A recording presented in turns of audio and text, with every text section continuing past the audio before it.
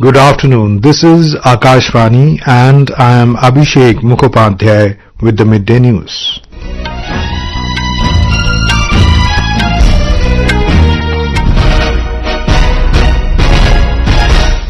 The headlines. External Affairs Minister Dr. S. Jaishankar arrives in Riyadh, Saudi Arabia on a two-day visit to take part in the first India-Gulf Cooperation Council Foreign Ministers meeting. India sends humanitarian aid to 4 African countries, Zimbabwe, Zambia, Malawi and Chad. TMC MP Jawhar Sircar decides to resign from Rajya Sabha and politics, expressing anguish over present situation in West Bengal. IMD issues red alert of extremely heavy rainfall in coastal Andhra Pradesh and Odisha today.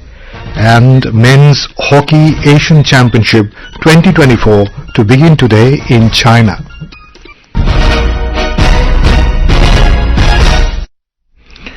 External Affairs Minister Dr. S. Jaishankar today arrived in Riyadh, Saudi Arabia on a two-day visit. He thanked the Deputy Minister for Protocol Affairs, Abdul Majid Al-Samari, for the warm reception in Riyadh.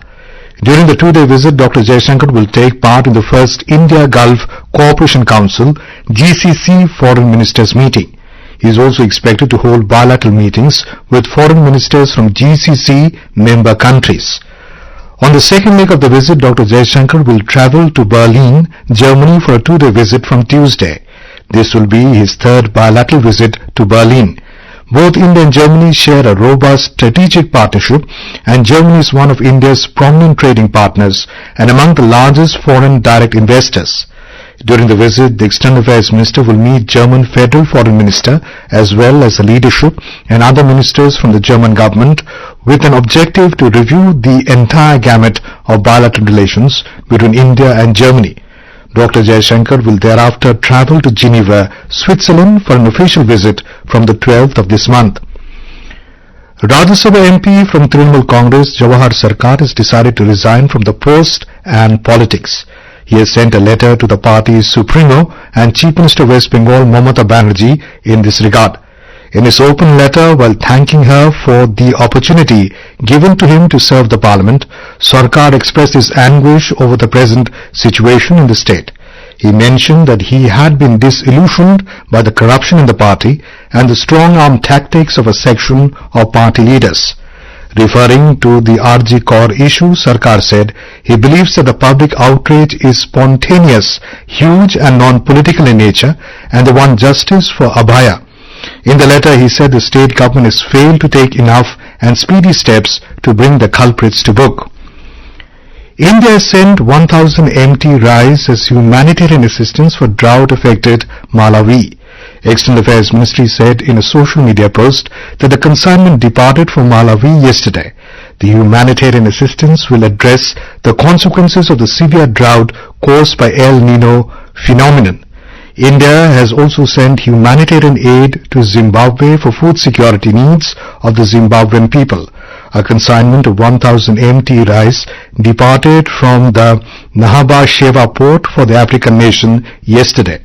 A shipment of 1,300 MT maize has also been sent as humanitarian assistance for Zambia, which would help meet food and nutrition needs of the people there.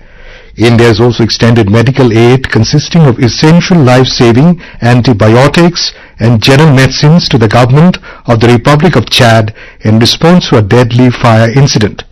El Nino and La Nina are climate patterns in the Pacific Ocean that affect weather worldwide. Abu Dhabi's Crown Prince Sheikh Khalid bin Mohammed bin Zayed Al Nahyan will embark on an official visit to India beginning today. During the visit, the Crown Prince will meet with Prime Minister Narendra Modi in New Delhi.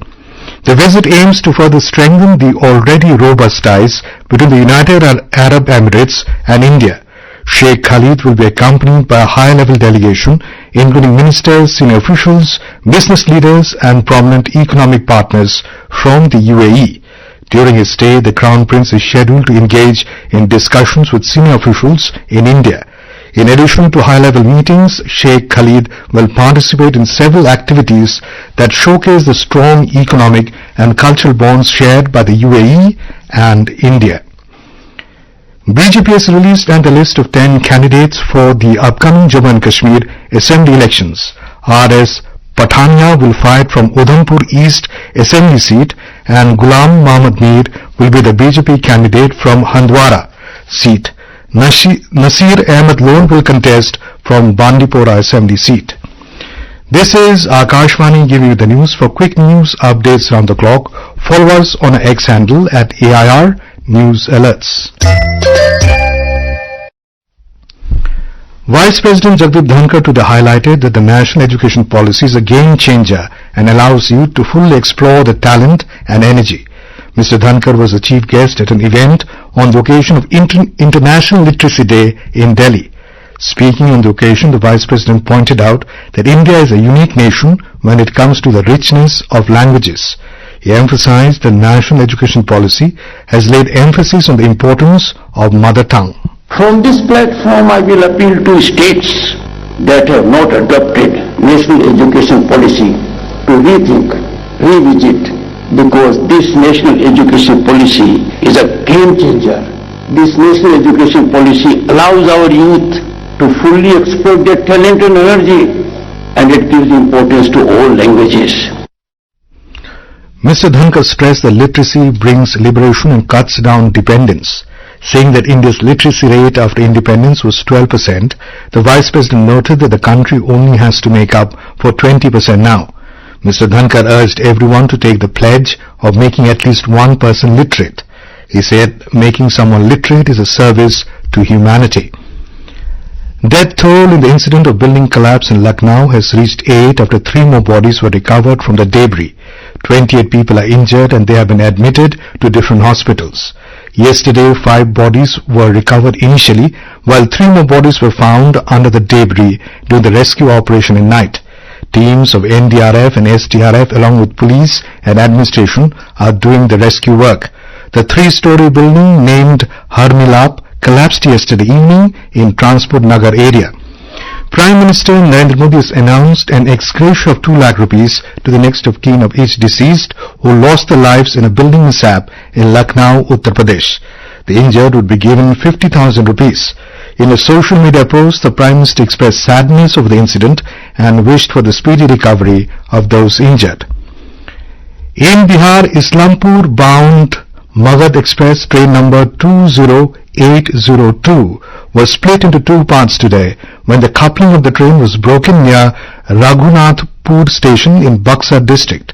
Chief Public Relations Officer of the East Central Railway, Saraswati Chandra, said the incident occurred on the downline of Buxar-Danapur rail section between Twiniganj and Raghunathpur stations around 11 a.m. 9 bogies of the train were separated from the engine in the incident. The CPRO said no casualty or injury have been reported in the incident. A technical and accident relief team has been rushed to the spot to rectify the problem. The cause of the incident is yet to be ascertained. Meanwhile, the rail operation has been affected on the downline of Buxar-Danapur rail section. Union Defence Minister Rajnath Singh today took a strong stance against the Congress Party's claims to restore Article 370, asserting that as long as the BJP is in power, the article will not be reinstated. Mr. Singh emphasized the BJP's commitment to maintaining the current status and focused on the significant progress made in J&K under the party's leadership. The Indian Society of Transplant Surgeons ISTS hosted a 2-day conference on the need for trained transplant surgeons in the country at AIIMS, New Delhi. Speaking at the conference, Department of Surgery Professor at AIIMS, V.K. Bansal, said ISTS is looking to increase the number of transplants in government hospitals and the availability of trained doctors for the operation. The objective of the conference was to foster participation among transplant surgeons across different specialities and to address the shortage of trained professionals in the field. Minister of Youth Affairs and Sports Dr. Mansukh Mandavia today said that India will bid to host the Youth Olympics in 2030 and the Summer Olympics in 2036. Addressing the 44th Olympic Council of the Asia General Assembly in New Delhi today, he highlighted that the government has significantly increased the sports budget from approximately $143 million in 2014-15 to around $470 million at present. This has contributed to the country's exceptional performance with 107 medals at the Asian Games and 111 medals in the Asian Para Games. Mr. Mandavia gave a message to the athlete that there are no losers, only winners and learners. He highlighted that sports transcend competition and unite the nations. In sports, there are no losers, only winners and learners. Sports transcend competition and unite humanity, embodying the spirit of Vasudhaiva Kutumbakam, one earth, one family, one future. On the occasion, Union Health Minister J.P. Nadda said that Olympic Council of Asia itself is a testimony to how sports can bring a diverse group of people together and create a feeling of brotherhood. He said that the decision made here will be instrumental in shaping the future of Asian athletes and the broader sports landscape across the continent. Organizing sports is not only a platform for competition, but it is also a means of communication between cultures and countries. The efforts made by OCA to make sports infrastructure better for the athletes. OCA has played a leading role in featuring unique sports not seen at the Olympics, such as Kabaddi and Wushu. Indian Olympic Association President P.T. Usha said that this assembly comes at a crucial time as world navigates an ever-evolving global sports landscape. She said that the Olympic moments continue to inspire hope, unity and peace across nations.